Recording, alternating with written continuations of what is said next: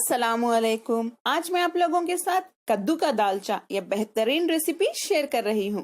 आप इसे पुलाव के साथ खाइए, बहुत मजा आएगा। तो चलिए ये मजेदार दालचा की रेसिपी हम शुरू करते हैं। कद्दू का दालचा बनाने के लिए सबसे पहले पैन में 2 टेबलस्पून तेल गरम कर लेते हैं। तेल गरम हो चुका है, हम इसमें 2 मीडियम साइज की कटी हुई प्याज डाल देते हैं। फ्लेम को हाई पे रख के इसे अच्छे से सौटे कर लें।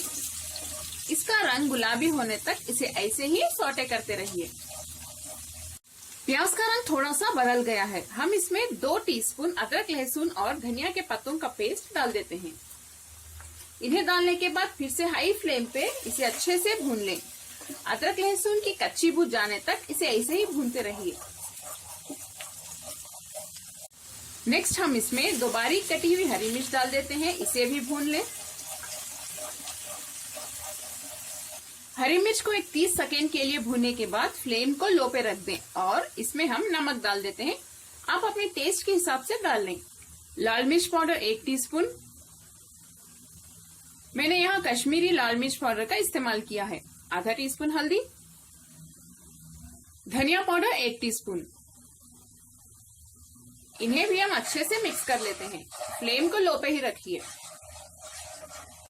मसालों को 30 सेकेंड के लिए भूनने के बाद हम इसमें 2 मीडियम साइज के कटे हुए टमाटर डाल देते हैं।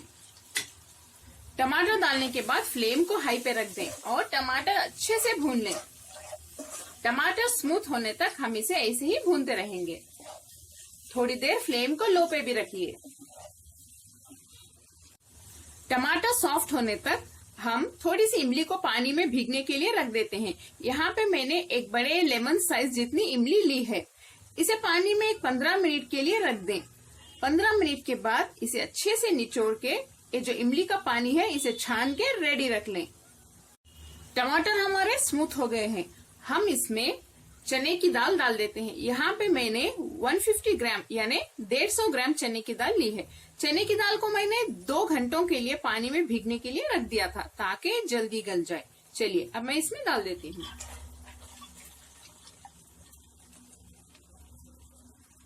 फ्लेम को हाई पे रख दें और इसे अच्छे से मिक्स कर लेते हैं।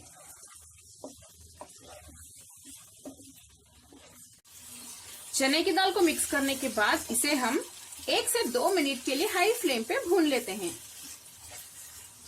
चने की दाल को अच्छे से भूनने के बाद हम इसमें 1 कप पानी डाल देते हैं। अगर आपको कम लगा तो आप और थोड़ा सा पानी एक्स्ट्रा डाल सकते हैं। इसे मिक्स कर लें। फ्लेम को हाई पे ही रखिए। चने की दाल को मैंने कुकर में ट्रांसफर कर लिया है ताकि हमारी दाल जल्दी गल जाए। आप चाहें तो ये रेसिपी डायरेक्ट प्रेशर कुकर में भी बना सकते हैं। मैं वीडियो क्लैरिटी के लिए इसे कढ़ाई में आप लोगों को दिखा रही थी। हाई फ्लेम पे 1 विजिल आने के बाद फ्लेम को लो पे रख दें और लो फ्लेम पे इसे 10 से 15 मिनट तक गलाएं। दाल हमारी अच्छे से गल जाएगी क्योंकि ऑलरेडी हमने इसे भीगने के लिए पानी में 2 घंटों के लिए रख दिया था। दाल हमारी गल चुकी है, देखिए। इसे मैं हल्का सा मैश कर लेती हूँ। दाल को मैश करने के बाद हम इसमें कद्दू डाल देते हैं। यहाँ पे मैंने फुल कद्दू लिया है और देखिए कद्दू के मैंने इस साइज में पीसेस कट करके रख लिए हैं। चलिए इसे हम डाल देते हैं। कद्दू डालने के बाद हाई फ्लेम पे इसे मिक्स कर लेते हैं।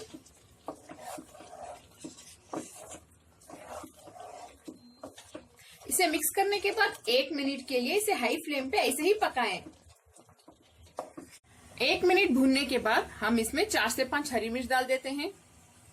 थोड़े से धनिया के पत्ते, आधा टीस्पून स्पाइस पाउडर यानी गरम मसाला पाउडर, 6 दालचीनी के पीसेस और जो हमने इमली का पानी निकाल के रखा था वो भी डाल देते हैं।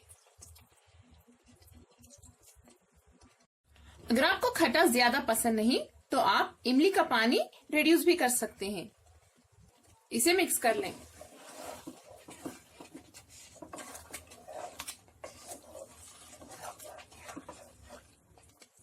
इसे मिक्स करके फिर से हाई फ्लेम पे 1 मिनट के लिए पका लें। आखिर में हम इसमें पानी डाल देते हैं। पानी मैंने 2 से 3 कप डाला है। आप जितना चाहे उतना पानी डाल सकते हैं। अगर आपको पतला दालचा चाहिए तो ज्यादा पानी डालिए, अगर आपको गाढ़ा दालचा चाहिए तो पानी की क्वांटिटी कम कर दें।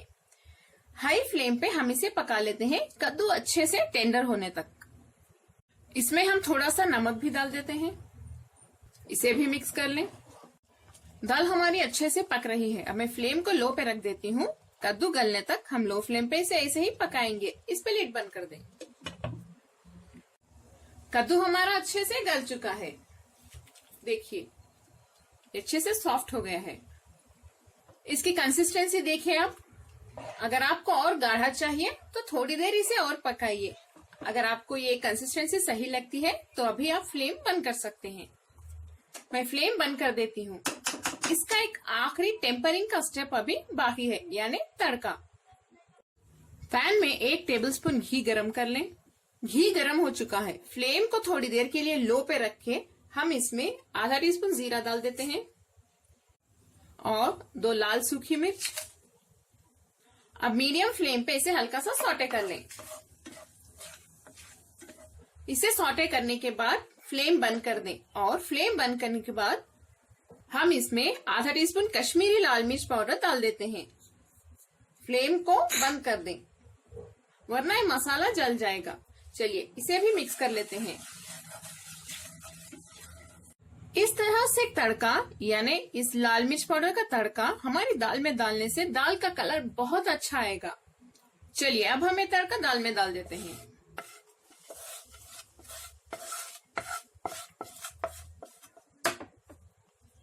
इसे अच्छे से स्प्रेड कर लें। देखिए दाल का कलर कितना अच्छा हो गया है और घी का भी बहुत अच्छा टेस्ट आएगा इसमें। हमारा लाजवाब कद्दू का दालचा, वो भी घी के साथ तड़का वाला, तैयार है। आप लोग इसे जरूर ट्राई करें। बहुत ही ज्यादा मजेदार बनता है ये। इसे हम अक्सर पुलाव के साथ खाते हैं। आप चाहें तो चावल के साथ भी इसे खा सकते हैं, ये आप पे डिपेंड करता है। कमेंट्स में मुझे जरूर बताएं आपको मेरी आज की ये रेसिपी कैसी लगी। अगर आपको मेरी रेसिपी पसंद आई तो मेरे चैनल वेज विद फेम को जरूर सब्सक्राइब करें और साथ ही बेल आइकॉन भी प्रेस कर दें।